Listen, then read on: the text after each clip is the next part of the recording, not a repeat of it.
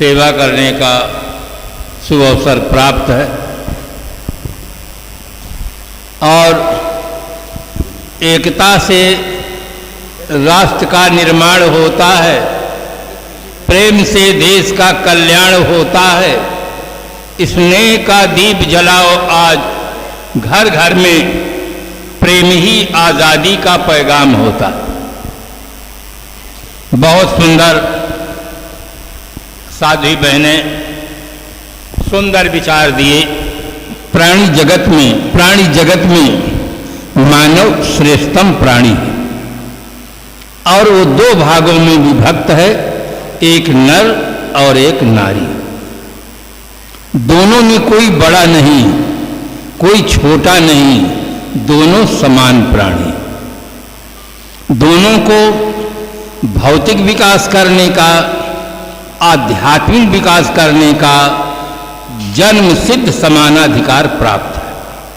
इसलिए प्रत्येक नर नारी का पावन कर्तव्य है जीवन गुजर के लिए भौतिक विकास करते हुए अपने विकास की ओर ध्यान जाना चाहिए। आज लोगों का ध्यान भौतिक विकास की ओर बहुत गया है। बाहर को ठीक करने में, विकास करने में 8 घंटा, 10 घंटा, 12 घंटा, 16 घंटा समय देते हैं, किंतु अपने विकास की ओर आज आदमी का ध्यान कम गया। आज आदमी पढ़ना सीखा, लिखना सीखा, कल कारखानों का बनाना और चलाना सीखा, नहीं सीखा तो सिर्फ जीवन जीना नहीं सीखा। आज आदमी अगर जीवन जीना सीखा होता तो इतने मिष्टान खाने के बाद तंबाकू नहीं खाता। सुंदर दूध, मौसमी, संतरा का रस पीने के बाद बीड़ी, सिगरेट, शराब नहीं पीता अगर आदमी जीवन जीना जानता तो। एक शायर ने बहुत थोड़े में कहा, सीने में सीने को जो सीना नहीं जानता, सीने में सीने को जो सीना नहीं जानता, गर सांच पूछिए मुझसे तो जीना नहीं जानता। आज आदमी बहुत कुछ सीखा है, बहुत कुछ पाया है, किंतु जीने की कला न जानने के कारण जीवन वरदान नहीं बन पा रहा। आज आदमी भौतिक समृद्धि से खूब संपन्न, किंतु भीतर से अशांत। भगवान श्री कृष्ण जी ने गीता में कहा, अशांतस्य कुतः सुखम। जिसके अंदर वासना की आग धधकती है उसके जीवन में सुख का। अशांति तो भीतर से है, वासनाओं के कारण से आदमी अशांत है। अगर वासना शांत हो जाए तो हर आत्मा एकदम शांत स्वरूप है। इसीलिए कहा गया है, आबो हवा ठंडी कश्मीर नहीं साहब। ठंडा हो कलेजा जहां कश्मीर उसे कहते हैं। जहां आदमी का कलेजा ठंडा वो सच्चा कश्मीर। भीतर से आदमी को शांत होना चाहिए, भीतर उसकी वासनाएं निवृत्त हों। देवियों का जीवन देखकर मुझे बहुत प्रसन्नता है। एक खास एकदम निर्विकार जीवन जीने की क्षमता प्राप्त करके जो जीवन जीते हैं, इसी जीवन में उन्हें स्वर्ग का अनुभव होता है, शांति का अनुभव होता है। मरने के बाद नहीं, इसी जीवन में स्वर्ग का अनुभव करो, शांति का अनुभव करो। परंतु कब? जब विकारों से मुक्त होगे तब। जब तक विकार रूपी अग्नि रहेगी तब तक आदमी के लिए सुख शांति गूलर का फूल रहेगा। हर नर नारी का पावन कर्तव्य है, जो खास बंधन है उन विकारों का ही बंधन है, किंतु हमारे पास परख शक्ति नहीं है। परख शक्ति के बाद संत सम्राट सैयद कबीर साहब ने कहा है, परख लेव खरा खोट हो रमैया राम, हे रमैया राम चैतन्य देव, तुम सत्य और असत्य की परख। आज लोगों में श्रद्धा तो है, किंतु श्रद्धा के साथ साथ बुद्धि नहीं है। श्रद्धा और बुद्धि दोनों का जीवन में सुंदर समन्वय होना चाहिए। श्रद्धा पहली प्रवृत्ति होती है, अगर बुद्धि न हो तो आदमी धर्म को समझ ही नहीं सकता है। धर्म एक होता है और संप्रदाय अनेक होते हैं। धर्म शाश्वत होता है, संप्रदाय बनते और मिटते रहते हैं। धर्म सबके लिए आवश्यक होता है, संप्रदाय सबके लिए आवश्यक नहीं होता है। इसकी परख करनी चाहिए। परख नहीं करते हैं तो हमारी दशा क्या हो जाती है। जैसे एक सेठ जी थे, एक सेठ जी थे, उनके पास धन बहुत था, संपत्ति बहुत थी, किंतु विचित्रो एवं संसारा, ये संसार बहुत विचित्र है। कभी कभी देखा जाता है आदमी के पास लाखों करोड़ों की संपत्ति होती है, कुल में दीपक जलाने वाला कोई नहीं होता। और कभी कभी ऐसा भी देखा जाता है कि आदमी के पास खाने का ठिकाना नहीं रहता, पूरा घर बच्चों से भरा रहता है, लगता है मिलिट्री कैंप यहीं पड़ा हुआ। सेठ जी अपवाद नहीं थे, धन बहुत था, कोई संतान नहीं थी, फिर भी रात दिन संसार की ओर ही प्रवृत्त रहे। थोड़े दिन के बाद एक विवेकी पारखी संत मिले, उनके जीवन में झुकाव हुआ, परिवर्तन हुआ, धार्मिक आस्था तो जगी, किंतु बुद्धि की परख शक्ति न रही। परोपकार का काम करते रहे, पुण्य काम करते रहे। एक व्यक्ति था बहुत चालाक, बहेलिया था, एक तोता फंसा लिया, तोता को सिखा दिया इसमें क्या संदेह। छोटा सा सूत्र सिखा दिया और तोता रटने लगा इसमें क्या संदेह। जब अच्छी तरह से उच्चारण करने लगा तो वो बहेलिया मार्केट में ले जाता है, लिखता है तोता 4 वेद, 6 शास्त्र, 18 पुराण, 108 उपनिषद, कुरान, बाइबिल, गीता इत्यादि समस्त शास्त्रों का ज्ञाता है और कीमत लिख देता है 1 लाख रुपया। जो भी व्यक्ति मार्केट में जाता उसके मन में उसकी योग्यता को पढ़ करके एक बार जरूर भाव जगता कि इस तोता को हम लें। जब नीचे देखते कीमत 1 लाख रुपया तो मन की बात मन में ही पचा डालते। सायंकाल का समय हो रहा था, वो सेठ जी पहुंच गए। देखे प्रतिवर्ष सम्मेलन बुलाते थे, लाखों रुपया खर्च करते थे, किंतु ऐसा कोई विद्वान नहीं आया था जो समस्त शास्त्रों का ज्ञाता। सेठ जी के अंदर बहुत उत्सुकता होती है, बहुत श्रद्धा जगती है। तुरंत मैनेजर को फोन करते हैं कि 1 लाख रुपया लेकर तुरंत आ जाओ। तो 1 लाख रुपए के लिए फोन कर देते हैं। जो बहेलिया था बहुत चालाक था, उसने कहा सेठ जी अभी आप कुछ कर सकते हैं, बिका हुआ माल वापस नहीं होता है। जितने चालाक व्यापारी होते हैं सब इस ट्रिक का प्रयोग करते हैं कि बिका हुआ माल वापस नहीं होता है। सेठ जी समझ गए। सेठ जी पूछते हैं क्यों तोताराम, क्या सचमुच तुम्हें चारों वेद कंठाग्र है? उसने कहा इसमें क्या संदेह। उसके उच्चारण को सुनकर सेठ जी गदगद हो जाते हैं, प्रभावित हो जाते हैं और तुरंत 1 लाख रुपया देकर उसको तोता को ले लेते हैं। घर पर आते हैं, पेपर में, रेडियो में सब जगह प्रचार करते हैं कि हमारे पास एक विलक्षण तोता है, सारे शास्त्रों का ज्ञाता हो। कोई पंडित, मौलवी, काजी, पादरी, महात्मा कोई भी आकर शास्त्रार्थ कर सकता है। सुबह होते ही एक द्विवेदी जी पहुंच गए। द्विवेदी जी ने प्रश्न किया क्यों तोताराम, क्या सचमुच तुम चारों वेद जानते हो? उसने कहा इसमें क्या संदेह। उसकी उच्चारण के सुन करके द्विवेदी जी घबरा गए कि ये तो 4 वेद जानता, मैं तो 2 ही वेद जानता हूं, और शास्त्रार्थ किया, हार गया तो मेरी मर्यादा में पानी फिर जाएगा। वो चुपचाप चले गए। दूसरे दिन सुबह होते ही समय एक मौलवी साहब आ गए। मौलवी जी ने प्रश्न किया क्यों तोताराम, क्या सचमुच तुम्हें कुरान शरीफ याद है?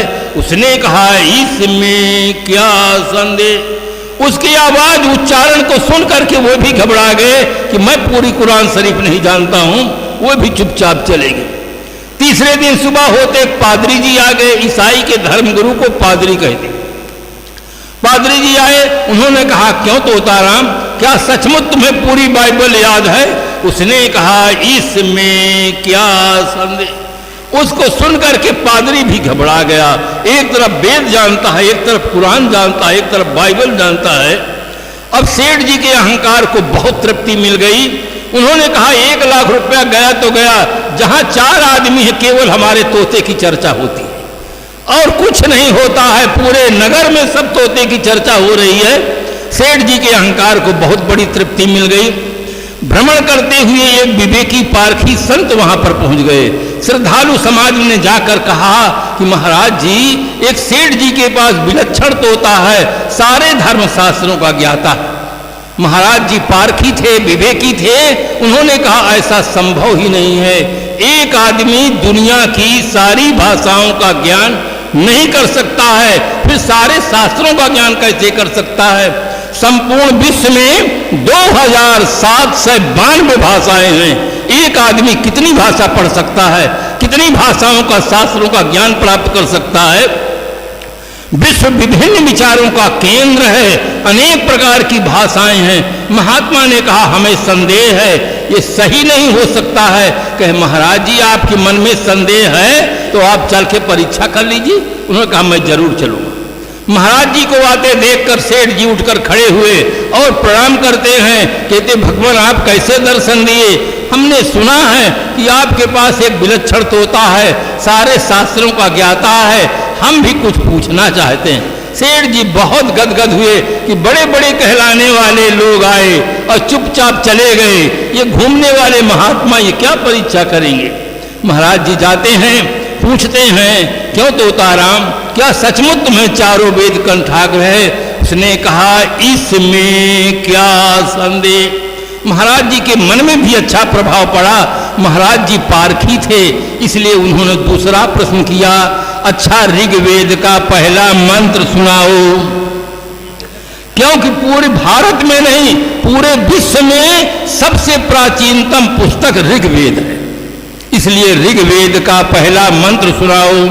उसने कहा इसमें क्या संदेह। महात्मा ने कहा संदेह तो हमें, जो हम पूछ रहे हैं। अच्छा ये बताइए क्यों तोताराम, क्या सचमुच तुम्हें गीता याद है? उसने कहा इसमें क्या संदेह। तो गीता में दैवी संपदा के लक्षण सुनाइए।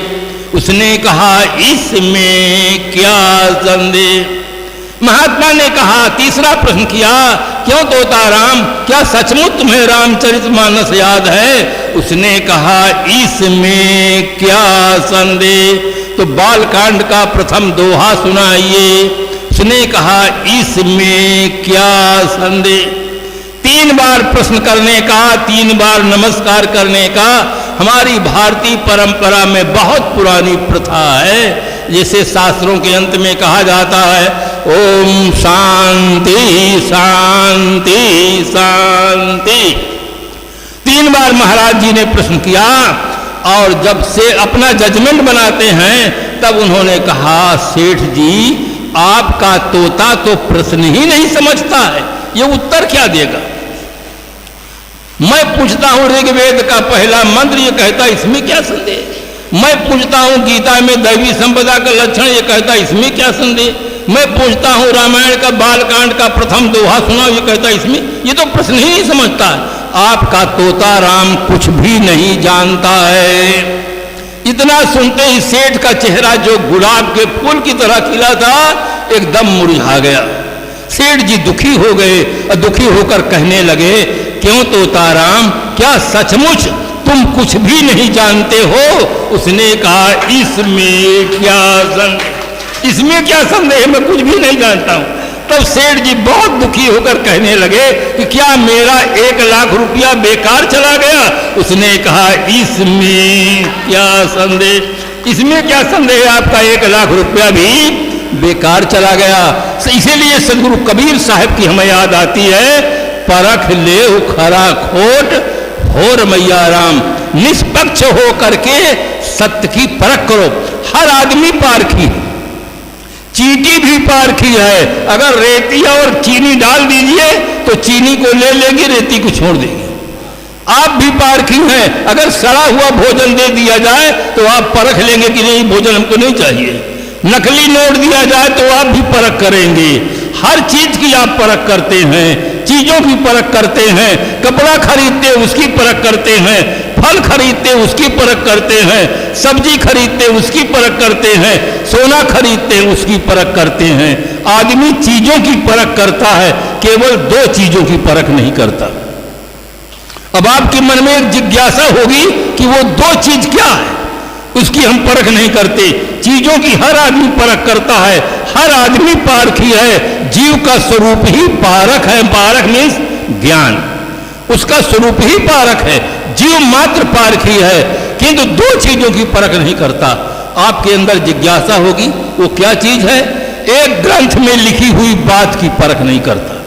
दुनिया में जितने संप्रदाय हैं, उन संप्रदायों में जो अंधविश्वास भरा हुआ है, उसकी केवल परख नहीं होती है। इसलिए सारा अंधविश्वास ज्यों का त्यों सुरक्षित है।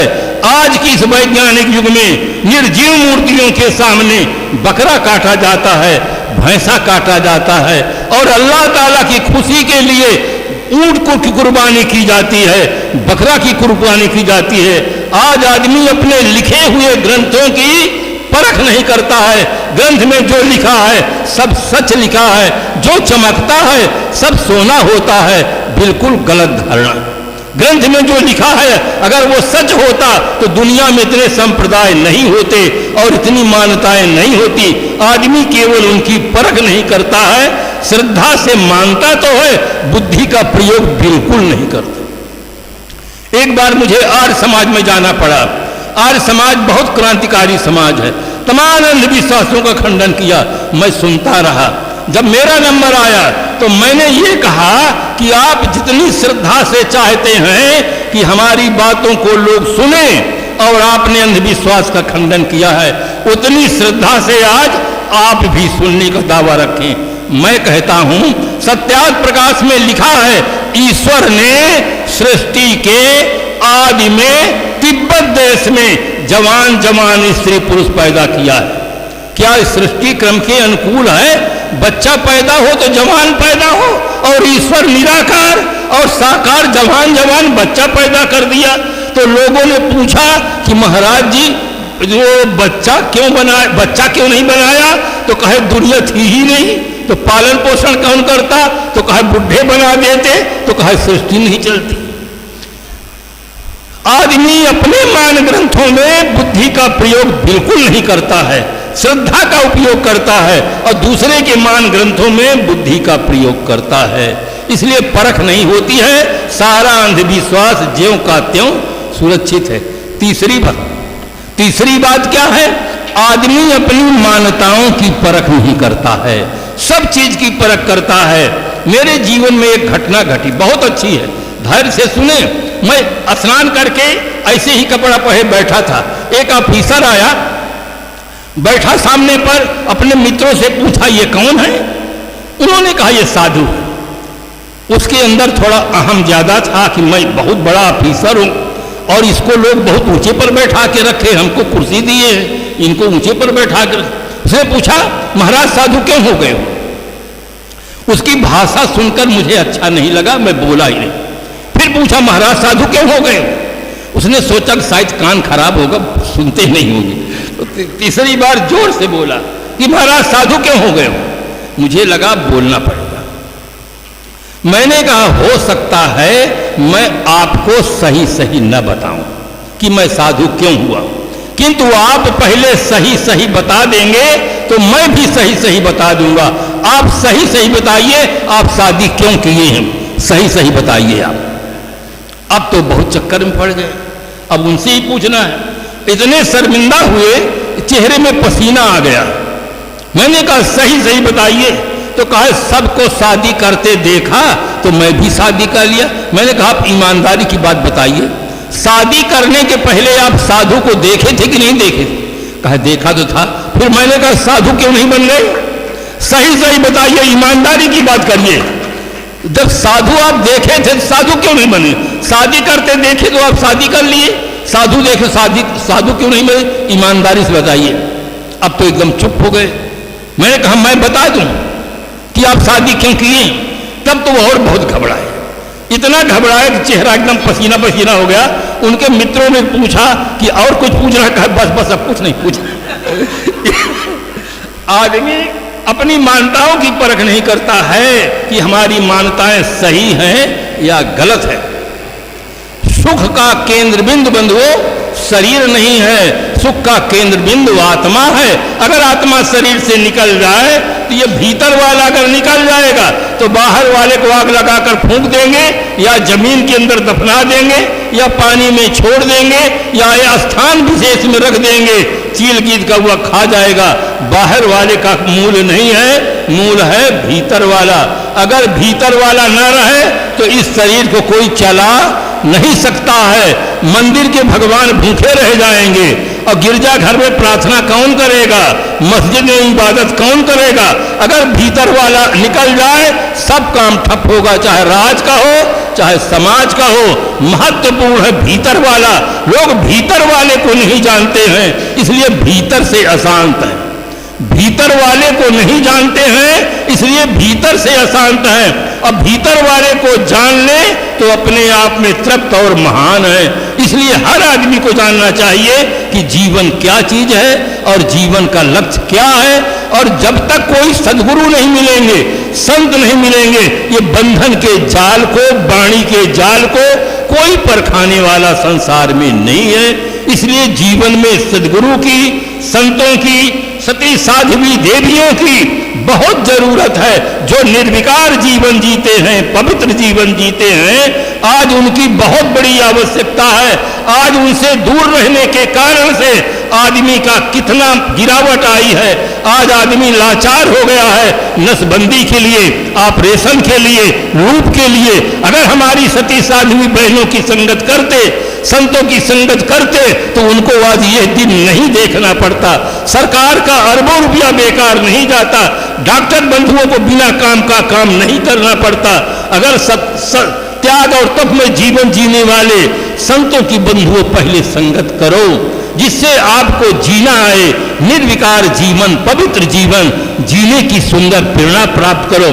कुछ लोगों को भ्रम है कि हम बहनों के यहाँ जाएंगे तो वो घर छुड़ा देते हैं। बंधुओं, घर नहीं छुड़ाते हैं, विकार छुड़ाते हैं। जो आपके जीवन के दुख का कारण है उसको छुड़ाते हैं। घर में तो वो स्वयं रहते हैं, घर नहीं छुड़ाते, विकार छुड़ाते हैं। आपको जीवन जीने की कला सिखाते हैं। इसलिए निरभिमानी होकर के, निर्मल मन कर बना करके संतों के आश्रम में जाओ और वहां देवियों के यहां जाओ, जीना सीखो। आज आदमी को जीना ही नहीं आता है। जीना तो बहुत दूर है, खाना नहीं आता है। एक गाय है, बैल है, घोड़ा है, उसको आप अंडा धर दीजिए नहीं खाएगा, सूंघ लेगा, छोड़ देगा, मर सकता है, अंडा नहीं खा सकता है। ये पढ़ा लिखा आदमी क्लास में अच्छा है, परंतु इसके पास नाक भी है, बुद्धि भी है, फिर भी कहता है संडे हो या मंडे रोज खाओ। सारा विटामिन अंडा में चला गया है। भैंसा अंडा नहीं खाता, सांड अंडा नहीं खाता, हाथी अंडा नहीं खाता। अंडा खाने वाले को लड़ा कर देखो कौन हारता है, कौन जीतता है। इतना भ्रम फैला दिया गया है। आज आदमी का न खाना ठीक है, न पीना ठीक है, न जीना ठीक है, न सोचना ठीक है।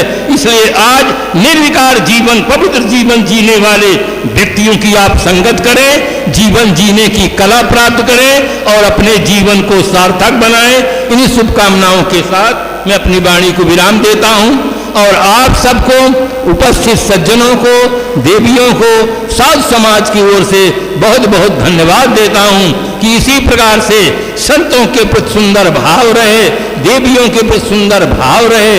आपस में प्रेम से रहना सीखें, प्रेम से जीवन जीना सीखें, जिससे हमारा जीवन सार्थक हो।